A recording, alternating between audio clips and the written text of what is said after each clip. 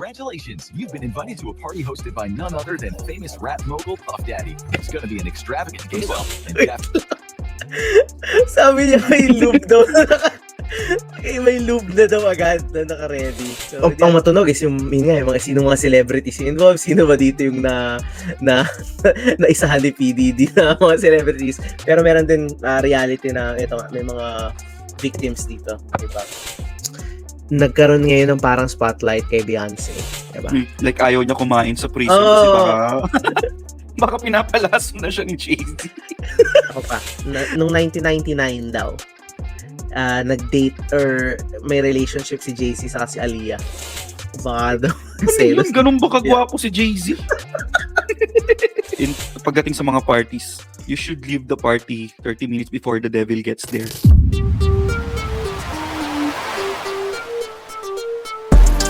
Hey guys, what is up? This is Title Zone, the #1 podcast for Filipinos who want to make an impact. But today, I don't think we're gonna be making so much of an impact kasi magchichismisan lang kami. I'm Nix. Right beside me, tama to mo. Baliktad. Oo. Sa akin baliktad yan. Yeah, ikaw.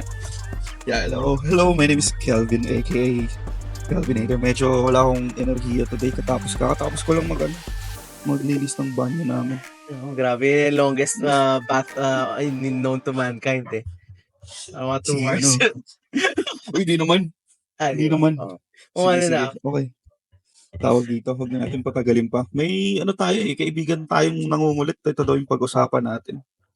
Oo nga. Kasi lunod na to sa TikTok videos, puro ganito yung pinapanood niya lately. Other than PDD. The PDD issue. Huwag na natin ganun pa. PDD issue. Siguro naman, alam niyo naman na yung issue rito ay PDD. Unless you're living under a rock, siguro. Ano nga ba? Ano ba yung issue kay PDD? Baka gusto mo kami educate. Hindi. Ito lang, sabihin ko lang yung alam ko. Hindi ko naman alam yung buong Hindi mo naman kiklaim na expert ka. Oo, di ako eksperto. Saka di naman ako part ng Hollywood or ng entertainment industry. Siguro mas kilala siya sa hip-hop artist, no? Na parang business mogul hip-hop artist. So baka lang may mga hindi nakakilala kay PDD. So isa siya sa mga OG sa hip-hop scene. Yeah, tagal na siya. PDD aka Sean Combs. Tama, no? Sean Combs. Okay. So, nakilala ko siya dati rapper siya. Hindi ko pa alam na nag-handle siya ng mga talents or manage ng kung ano-ano. Kala ko lang talaga siya, rapper siya. So yun nga, bali-balita, since like the 90s pa, PDD has this like power to control your career in Hollywood. Not just sa pag-acting, even sa kung saan industriya ka. As long as celebrity ka, kaya ka niyang kontrolin. Basta, gagawin mo yung mga gusto niyang gawin or attend ka sa isa sa mga attend ka sa party niya. Yun, yung pagkakalapuan ka sa party na yun, doon magkakaalaman kung yun na yung hudyat. Pag na-invite ka doon, pumunta ka at gawin mo yung mga kailangan gawin doon sa party, yun na. Ginawa mo. Mga yung career mo. Ano yung mga kailangan pero it involves a lot of baby oil. Maraming kailangan nila ng maraming baby oil. Pero alam nyo na, given na alam naman natin siguro na basta puro mga kalalakihan yun nandun. Pagkakaalam ko, hindi ako eksperto. Puro kalalakihan yung mga nandun. And they would make you do like gay stuff that involves baby oil. Alam mo naman na siguro yun. So, you mentioned yung mga parties, no? So, yun yung actually tinatawag ngayon na sikat siya kasi may kaso kay PDD ngayon, di ba? Na kailangan niya harapin. So, ito yung natawag dito ngayon is freak of parties. Mga freak of parties, no? So, since hindi kami eksperto, meron tayong eksperto na in-invite dito sa studio natin. So, panoorin natin saglit, no? So, we're going to play this video and we might pause and skip and, do some commentary and skip yung iba para mapabilis yung kwento. Pero, tingnan natin kung ano ba talaga yung nangyari to sa PDD issue. Kasi malalim to. Actually, ang daming celebrities, ang daming mga high-profile na tao na involved dito. Na yung iba, victim. Yung iba, kasabwat daw. And ang tagal na niya, since 90s pa, no? So, mga 30 years going on. Ang tagal na, ang dami. So, unpack natin to. Let's, I'm going to play this. Congratulations, you've been invited to a party hosted by none other than famous rap mogul Puff Daddy. It's going to be an extravagant gala and definitely going to skyrocket your social media following. But when you get there, it's just Diddy and a few of his close friends looking Yeah, like plankton in his basement dungeon. And you're being told to take a bottle of lube to a private room to prepare yourself, all while Diddy licks his lips and looks at you, whispering to himself, Sabi niya may lube daw. May lube na daw agad na naka-ready. So, hindi natin alam kung gaano I was ka-active. in one bedroom, dreaming of a million. Now I'm in beach houses, cream to the ceiling. As you're about to find out, one of Puff Yeah, Daddy's most baby oil. famous lyrics could have been quite literal. 1,000 bottles of lube, enough to fill a very large aquarium. This was the shocking discovery inside of one of Puff Baby Daddy's oil. homes after a federal The search fuck, warrant was 1,000? executed against him. And all of Yun, so may nakuha. Totoo to guys, kahit cartoons to, totoo to. Reenactment lang or ano lang, portraying nung nangyari. So may na-confiscate na ganun, 1,000 bottles or gallons. Sobrang daming gallons of baby oil and other lubricant items, no? So, hindi natin alam kung para saan yun or baka malalaman natin kung para saan yun dito. So, tingnan natin. of that lube, well, it was meant to be used by some of your favorite celebrities in what Diddy Ayun na. called freak-off parties. Try to picture 1,000 bottles of lubricant. Odds are you're not picturing enough. At 12 fluid ounces each, Diddy's freak-out lube stash would be almost enough to completely fill a 100-gallon fish tank. Ang dami. Why did Diddy need enough lube to create a slip and slide that could stretch across the entire length of a movie theater, from the lobby to the front screen? And we mean that literally. 1,000 12-ounce bottle Ayun, equals no? about 93 93 gallons, gallons. which would let you cover a slip and slide 6 feet wide and around Okay, so gets na. Ang dami siyang baby oil. So, tingnan natin kung ano ba to. Ba't maraming para saan yan? Tingnan natin. Yan. are literally Okay. 1,000 bottles of lube and baby oil involved. Odds are, with that much lubricant to make things nice and slippery, Diddy and his guests were not hosting a chess club. Some leaks have emerged, though, painting a sordid picture of Combs' freak-off parties. Allegedly, they involved multi-day-long marathons of physical debauchery, with P. Diddy, aka Slip Daddy, flying in sex workers specifically Yan for na. the events. That particular allegation seems to have some basis in reality, as amongst the many charges Diddy seems unable to slip out of are related to sex trafficking across state lines. Okay, yun muna yung una. So, I think kanina nasabi natin na may mga involved nga celebrities na possible victims. Pero before that, no, very serious part din na or issue sa issue na to is may mga victims talaga, may mga di ko alam kung ano yung safe na word sabihin ko na. So prostitution or sex trafficking na pinapalaganap si P. Diddy nga. So marami siyang mga kinuha na women, and ang balita pa is marami din daw doon na underage. So yun yung isa sa pinaka-serious na issues dito. Although alam kong syempre ang matunog is yung sino mga celebrities yung involved, sino ba dito yung na naisahan ni P. Diddy na mga celebrities. Pero meron din reality na ito nga, may mga victims dito, iba. Okay. For which he is being prosecuted under the infamous Yeah. Mann Act. Allegedly, Diddy's flesh fests would begin after his famous white parties, which would attract major celebrities such as Leonardo DiCaprio and Mariah Carey. Ayan na. Na-name drop na. Leonardo DiCaprio sa Mariah Carey.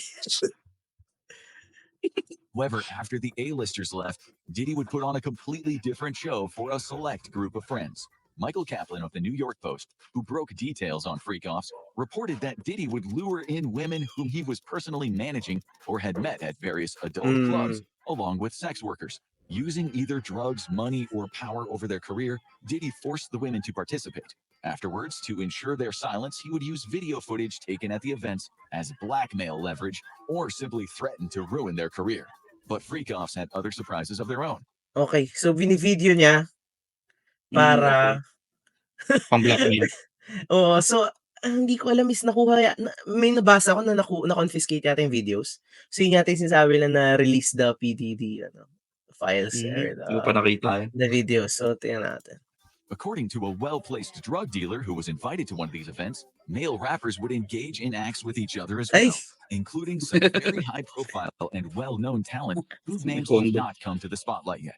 However, for any fan of the Boondocks, this type of behavior has long been an open secret amongst the hip-hop community.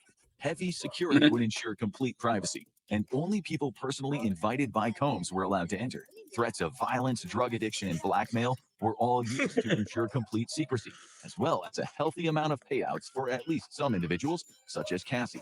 Even if guests wanted to leave, the sheer amount of personal lubricant flooding the party space would have made that difficult. Kalokohan na to. There never was any released footage or any photos from any of these freak-off parties, though low-effort media has been using old Ayan. user photos from legitimate white parties that Diddy hosted in their place as clickbait. Allegations that celebrities like Kevin Hart, Leonardo DiCaprio, Ayan na. and Beyonce attended these parties are unproven and rely entirely on photos and videos of them at known white parties. Pag si Leo kasali dito, medyo delikado. Combs is, at the time of writing, behind bars at the Okay. Metropolitan Detention Center. So nakakulong Being labeled si a flight PDD risk. ngayon. As federal raids Mhm. against his U.S. homes were being carried out back in March, Diddy had taken his private plane to Antigua in the Caribbean. Ah, Thinking the situation over, he decided to return and was subsequently denied bail requests. wala. Commenting on the discovery of 1,000 bottles of lubricant in one of his homes, Diddy, through his lawyer, wanted it to be clear that the presence of over 90 gallons of lube and baby oil was not, quote, as Grabe. nefarious as it seemed. Because who doesn't have a commercial Okay. side? Details of Yan freak-out natin. parties remain tightly under wraps by federal prosecutors. Baka malugi na yung Johnson & Johnson's. 15 years in prison. 15 years in Possible that he could prison. spend the rest of his life in prison if Or- federal sex trafficking charges are proven, Okay. along with a $250,000 fine. Nako. The real Delikado question to. is, how do federal authorities hope to keep him? Yan. So, yun yung... Grabe. Ang dami. I think, hindi na-mention dito, no? Actually, alisin natin. Hindi na-mention dito, pero yung mga pinaka-alarming sa akin or nakakabahan ako pag kung totoo yung mga nakikita ko yung mga kina Justin Bieber. May rumors kasi na Spend pagsamantalahan daw. 48 hours, right? Ano? Hindi ko alam Tama? yan. Ano yan? Pagkakaalam ko parang he spent 48 hours with Diddy. Sa bahay. Ah, Nung panahong ano pa siya, minor pa siya. oo, parang 14-year-old Ang masaklap no parang guardian siya ni Justin Bieber Tapos yun nga, hindi naman natin alam no, unconfirmed pero what we're hearing or seeing is possibly daw na napagsamantalahan ni Diddy si Bieber. Maybe drugged or maybe whatever. We don't know for sure unless magsalita mismo si Justin Bieber or any of Umiiwas the siya. other victims. Ayaw niyo pag-usapan? Alam Oo, na. umiiwas siya. Yeah. Pero sobrang kawawa niya kung totoo. Kaya pala Ay, siya, ano, Na, di ba may point nagkaano? siya, Oo. oo, nagkaroon siya nung part na parang hindi niya gusto yung nangyari sa kanya. Kung paano siya dumating sa ganyan. And then, ngayon, ano na siya, parang lumapit na siya kay Lord Jesus Christ. Kaya medyo okay na siya. But still, andun pa rin yung damage nung nakaraan. Kaya medyo ano pa rin yung sa kanya, sa mental health. Grabe yung totoo. Hindi ko alam kayo guys. Tingin nyo ba totoo to? Let us know. Pero ako, Gusto ko maniwala ng totoo kasi syempre, mas maganda pag-usapan. feel ko totoo pero like, ang iniisip ko is magkalabasan ba talaga ng baho dito? Like, ma-reveal kaya talaga lahat? Hindi natin alam Kung kakanta ba si hindi literal kung mapapaamin ba siya. Kasi isipin mo to, sinasabi ng iba na like, oo, obvious naman, guilty si Diddy. Pero like, what if may iba pong mga taong involved? Diba? Sure naman siguro, meron. Kasi if may isang kumanta dyan, baka magtuloy-tuloy na yan. Maglalabasan na lahat ng kung sino pa yung mga kasali sa mga ganyang galawan. Di lang naman sa US siya nangyayari, no? Di ba? Minsan dito rin sa Pilipinas, meron yung mga, ano ba tawag doon, mga manager or yung mga nag-handle ng talent nang nire-require ka nila, ano. Ay, oo, ang dami. Ayoko lahat meron yung nire-require ka gumawa ng mga sexual acts para lang i-push yung career mo, para pasikatin ka. Bigyan ka ng maraming projects. Normal naman yan sa entertainment industry. Hindi ko alam kung sasabihin ko to. Meron tayong kilala. Meron na naman tayong sasalang. Sino? Hindi. Meron tayong kilala na ginanto siya ng talent manager. Hindi ko na pangalanan. Kilala ko ba? Oo, off-cam ko na sabihin na parang yun nga, parang shady nga na may mga hinihinging mga nudes or some crazy shit. Tas ang pangako is sige, parang papasikatin kayo, ganyan, like gagawan kayo ng, parang tutulungan magka-career pero ang kapalit is yun nga may mga hinihingi. So I think it's common, but parang yung kay Didi next level, kakaiba na yung ano, kakaiba, and malalim pa 'to 'no. So ito na yung pinaka hindi ko na ito na dito na ako ano, kung conspiracy theory sa conspiracy theory, ito na meron tayong ulit, expert na i-play dito na video. Bago ko i-play 'no, so medyo yun nga konektado na talaga 'to, konektado PH na 'to. Merong ano, merong pinag-uusap-usapan ngayon na sabi lang, hindi si Didi yung ulo, like meron pa yan, mas malalim pa 'to. So, I don't know if you've seen this, yung, Beyonce or Jay-Z conspiracy theory na kumakalat, which is, known kasi na tropa, magkakaibigan sila nina ano, nina Didi, 'di ba? Tapos, sinasabi rin, "Okey, bakit parang walang comment 'tong mga 'to?" May mga celebrity na hindi nagsasalita, ganyan. So nagkaroon ngayon ng parang spotlight kay Beyonce, 'di ba, in relation to this. So, medyo crazy yung conspiracy theory. So, i-play ko na lang 'tong video na 'to and someone did a lot, actually not someone, ang daming gumawa nito, ang dami ng nag-react dito. So, tingnan natin tapos saka natin i-dissect 'no. So, play natin 'to. Hindi ko pala na-share dito. Okay, 'yan. Play natin 'to. So, from TikTok. Conspiracy theory Sinong user yan? ay evil Carissa. at pinapatay Yes. pinapatay niya daw ang mga artist. Wait lang ito. Sorry. Beyonce conspiracy theory Ito. kung saan siya ay evil at pinapapatay niya ang mga competitors niya. Natawa ako sa pinapapatay yung mga competitor. Sobrang, sorry, hindi to not a knock on Teresa. Natawa lang ako sa mga competitor, parang ano kumpanya. Parang dalawang kumpanya na naman. Parang marketing parang Burger King, pinapatay yung McDonald's. Ay, tuloy natin. Na pinapatay niya daw ang mga artists na ito, si Michael Jackson, si Aaliyah, si Left Eye, dahil ayaw niya na masapawan sa music industry. Ito yung mga competitors niya sa music industry. Kaya daw kung mapapansin nyo during like... Okay, so, umpisa pa lang, very bold, very aggressive claims, no? So, let me clarify, hindi nagbigay ng claims to. As in, pinag-usapan all over Reddit, TikTok, ganyan, even Facebook, YouTube. So, nag-start to actually kasi nahimay nila may kanta si J. Cole, She Knows, no? I think i-play na lang natin to dito for a while. Knows. May part kasi doon, no, may line na sinasabi, rest in peace to Aaliyah, rest in peace, Left Eye. Tapos, dinisect din nila yung title and yung She Knows, 'di ba? So, si Sean is, Sean, totoong pangalan ni Jay-Z, 'di ba? Sean Carter. Tapos Knowles, Beyonce, 'di ba? No, so yun yung doon nag-actually nag-start to. Tapos ang daming nag-dig deep na yung mga tao hanggang napunta sila sa rabbit hole na, teka lang, bakit ganito si Beyonce? Bakit parang may something off? May napansin sila dito sa mga awards, no? Awards night. So tingnan natin kasi tinatry lang itahi kung meron ba si Beyonce na parang engage or something. Hindi ba explain So tingnan lang natin. Ina-explain niya dito. Award shows like the Grammys, when artists get their awards, they like dedicate it to Beyonce. Like, oh, thank you, Beyonce. Because of you, like they have to honor and bow down to Beyonce when they give their winning speech. Para hindi sila i-target ni Beyonce. Like Adele did that. Lizzo. Totoo. And also Britney Totoo. Spears. Napanood ko lahat yan. I-target sila ni Beyonce. They have to pay Kita ko rin. to Beyonce when they get their music award. If you remember, Okay, wait lang. Mabago to kay Kanye. So, totoo yan. So, actually, weird ako doon. Parang, doon actually, medyo for me, yung nung She Knows, ganyan, yung rest in peace to Aaliyah, like, whatever, kasi, posible naman na, mahilig naman yung mga rapper na parang, rest in peace, diba? Nag-shout out ng Pero doon na ako napaisip, nung, pinapanood ko yung mga thank you speech nila sa awards, ito parang sinasamba nila si Beyonce. Parang bakit?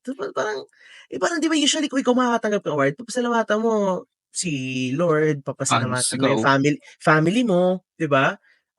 Loved ones mo. Pero si Beyonce, like, hindi naman nila best friend. Okay sana kung best friend niya or something, 'di ba? Pero yung kumbaga yung buong speech nila umikot na parang lahat 'to hindi ko magagawa kundi dahil sa'yo, si Beyonce. Di ba weird nun? Sobrang weird. Yun ang hindi ako mahilig sa maniniwala masyado sa mga ganito, pero dun talaga parang something's off for me. At first siguro, I mean, nung hindi pa lumalabas 'tong issue na 'to, Mm. parang normal lang siya kasi siyempre we know naman Jay-Z and Beyonce is like the power couple sa music Mm. industry. Hindi lang sa hip-hop. Mm. And parang normal lang na pasalamatan mo kung sinong queen bee sa inyo, 'di ba? Baka naman talaga may ginagawang tulong si Beyonce na hindi natin alam. So it looks normal dati nung mga 'pag Oo. pinasasalamatan lang nila. But then this came out nga na parang OA na. Bakit? Like, ba't lahat kayo Oo. nagpapasalamat sa kanya? And di naman May natin alam kung ano ba talaga yung ginawa, kung anong tulong yung ginawa. meron Ewan, may ewan isa natin. kasi may video kasi yung kay Britney Spears parang takot na takot siya. Napanood mo yun? Yung so Oo, parang nakita ko rin.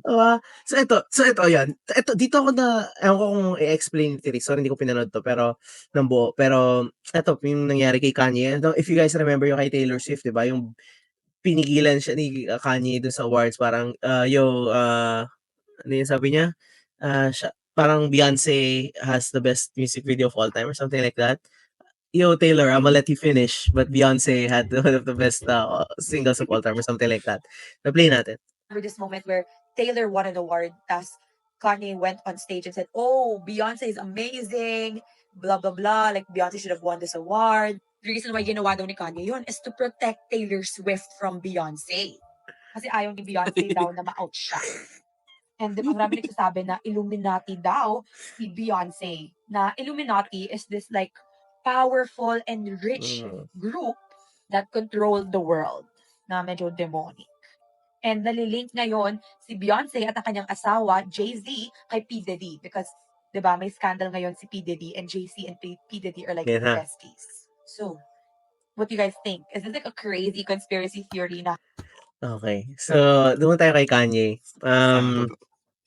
Kay Kanye hindi ko makakalimutan kasi tanda ko napanood ko yun, nasa computer shop ako ng sa labas ng FEU nung pinapanood ko yun.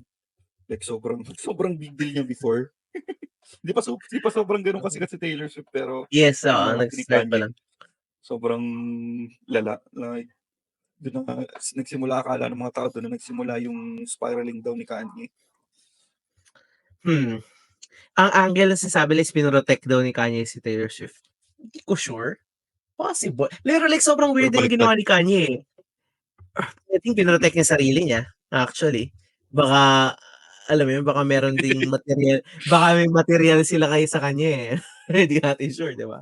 We don't know. So this is pure speculation. O kaya siya conspiracy theory. Pero somehow there's some legs to it, no? Parang we don't know. We don't know it for a fact. But so yun nga, hindi natin sure, pero magandang ano 'to, kumbaga ewan ko kung this 2024 may mga pasabog pa na mangyari dito or 2025 na 'to, pero malaking ano 'to. Tingin ko baka hawak ni PDD yung yung susi. Kasi mukhang nothing to lose na siya, eh, 'di ba? Parang makukulong na siya, eh, booking na siya, eh. So, dito natin makikita if ilalaglag niya na lahat, 'di ba? If ilalaglag niya Oo, na sila lahat. natatawa ko sa hindi ko alam kung totoo, yung parang takot na daw si PDD. Like ayaw niya kumain sa prison kasi baka pinapalaso na siya ni Jay-Z. So, hindi na siya kumakain. Ayaw niya kumain, like titingnan niya ng like nag-iingat siya kasi posible, eh, 'di ba? Kung may mga iba pang involved dito, hindi na malabo, magulat na lang tayo baka one day, 'di ba, wala na si PDD. Pag gano'n, alam niyo na, hindi niyo alam kung sinong ingat-ingat na lang, 'di ba? Baka mapuntirya tayo. Yeah, pero hindi ko alam, medyo ang hirap pero siguro balik tayo sa like what do you think si Beyonce like had so for those who don't know, 'di ba si Aaliyah yan, yan, R&B artist yan, early 2000s, no? Tapos namatay siya sa isang plane crash. So Yeah. I remember nung nangyari, I think grade school lang ata or early high school. Oo, grade school. Grade school pero napag-usapan kasi kakaibang kakaibang pangyayari, plane crash, tas parang, as far as I remember, hindi pa siya sobrang sikat pero up ano siya, Pasikat na siya upward nun. trend, 'di ba? So, bigla siyang nung nangyari yun. So, yeah, do you think, totoo ba? Possible ba na may kinalaman si Beyonce or well, when you say Beyonce, it's not just Beyonce, I think if may ganito man, for sure si Jay-Z, is very powerful. So I doubt na si Beyonce lang. If ever. Wait, kailan ba naging sila? Matagal na. Sobrang tagal na. Tingnan natin, Matagal. fact check nga natin. Jay-Z and Beyonce get together. 2001. A year and a half 2001 naman. after they met. 2001 naman si Aaliyah. August 2001. Oh, okay. Pero ito yung ito yung nakita ko pa nung 1999 daw. Nag-date or may relationship si Jay-Z sa si Aaliyah. So, yung isa pang kumakalat is baka daw selos. Ganun ba kagwapo si Jay-Z?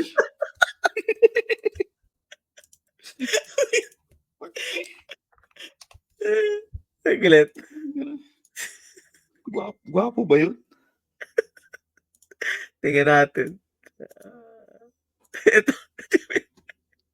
Ito yung pinag-aawagan nila. Kung sakali man, no? Sakali man. Ito yun. Siya talaga. So na, sir. Pero may nakakatawa kasi may pinakita kang video sa akin yung Denzel Washington ba yun? Yung umiiwas? Oo. Ay, nasa basketball, nasa basketball game sila. Tapos, yung parang kinukulit siya lang kinukulit. Hindi niya pinapansin. Natin. Tinutulak siya, oh. Oo nga. Oh? Tapos parang nagpapanasimple ng Jay-Z, parang kinukulit nito, pinagkitripan ako. Pero parang seryoso Ano kaya to? Oo nga. Meron ako nakitang video na kinonect dyan. I mean, kinonect lang in a way, just lang para lang maano kay JC. Meron daw siyang, pinayuhan daw siya ni Denzel Washington. Celebrity rin siya, hindi ko lang maalala sino. Like, ang payo sa kanya is, pagdating sa mga parties, you should leave the party 30 minutes before the devil gets there. Tapos nun, Sabi ni Denzel? Ayun yung advice niya dun sa kung sino man celebrity, hindi ko maalala eh. Hindi kay Jay-Z?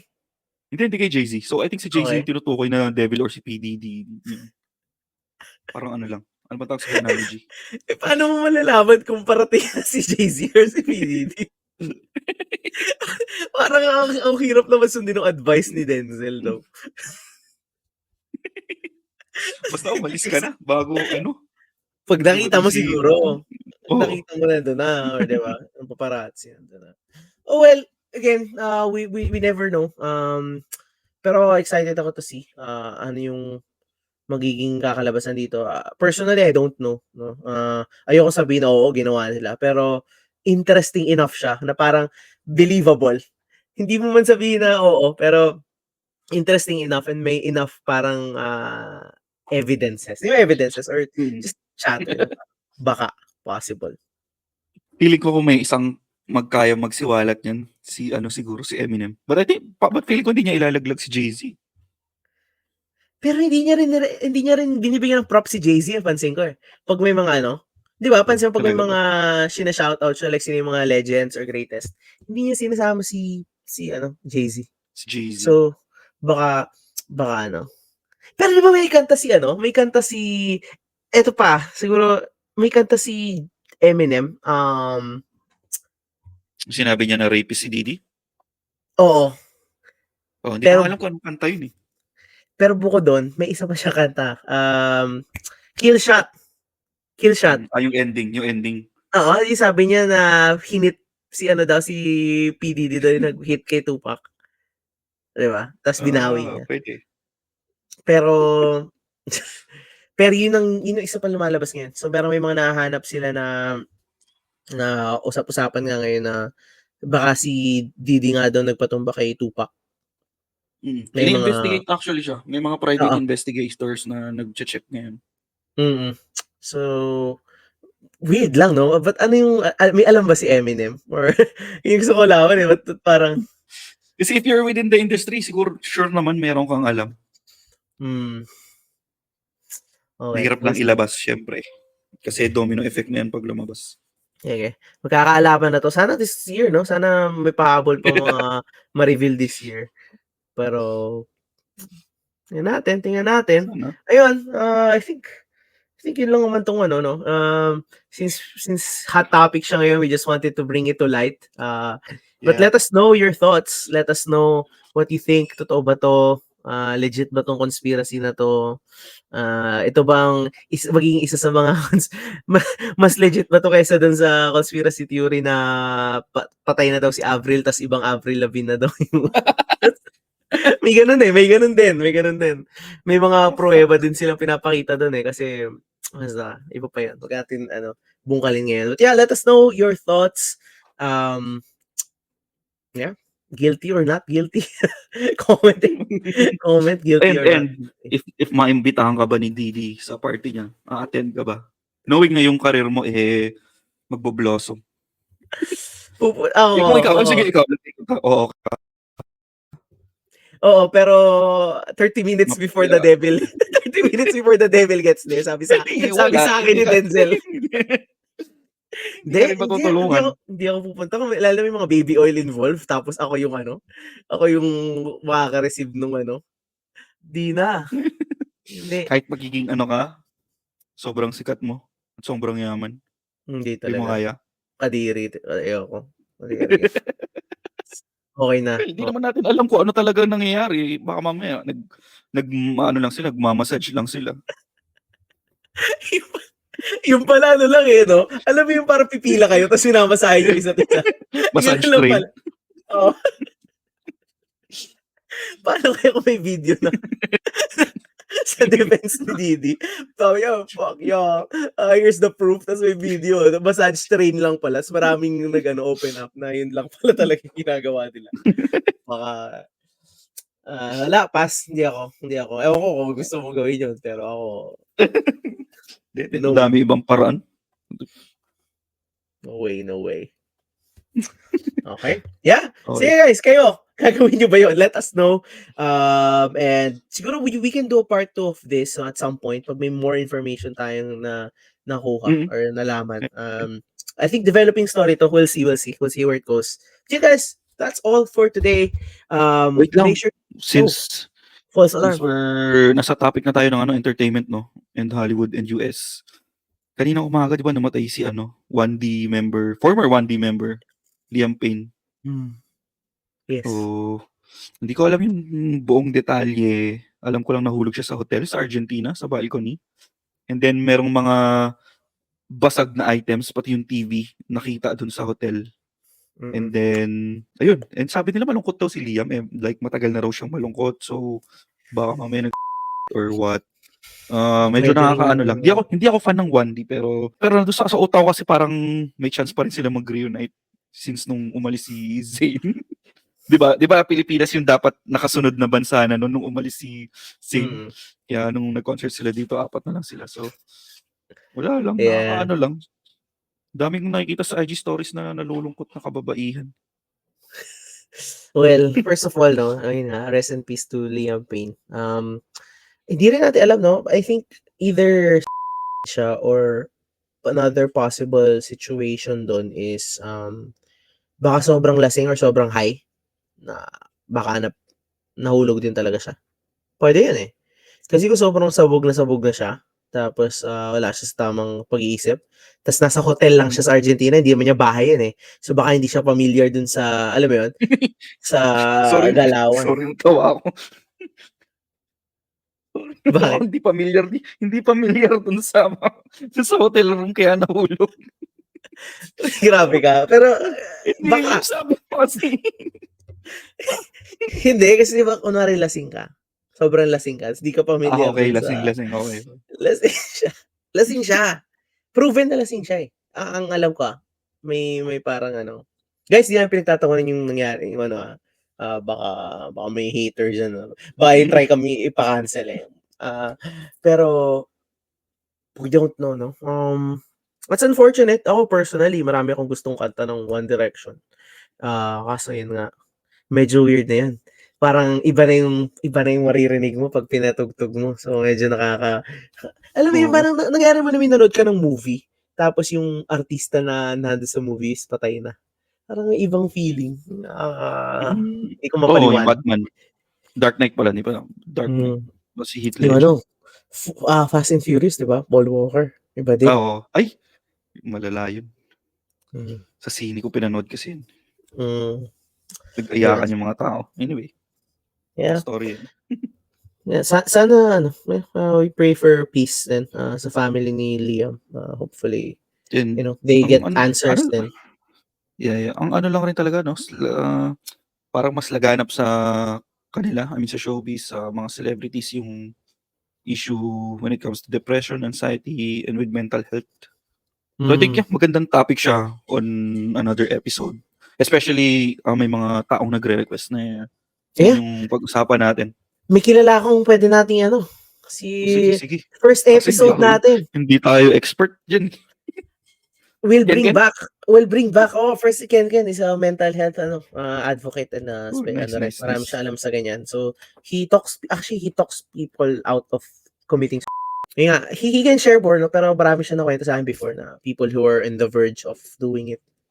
So medyo yan, tough thing to unpack, pero we'll invite someone kasi wala kami sa tamang profession at Yes. expertise to talk about that. Hindi tayo eksperto. Yeah.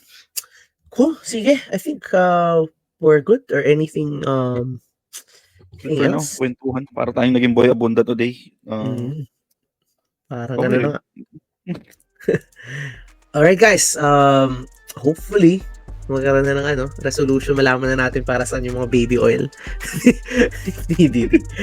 That has been it, guys. Thank you so much for tuning in. Make sure to like and subscribe and comment your favorite moments from this episode.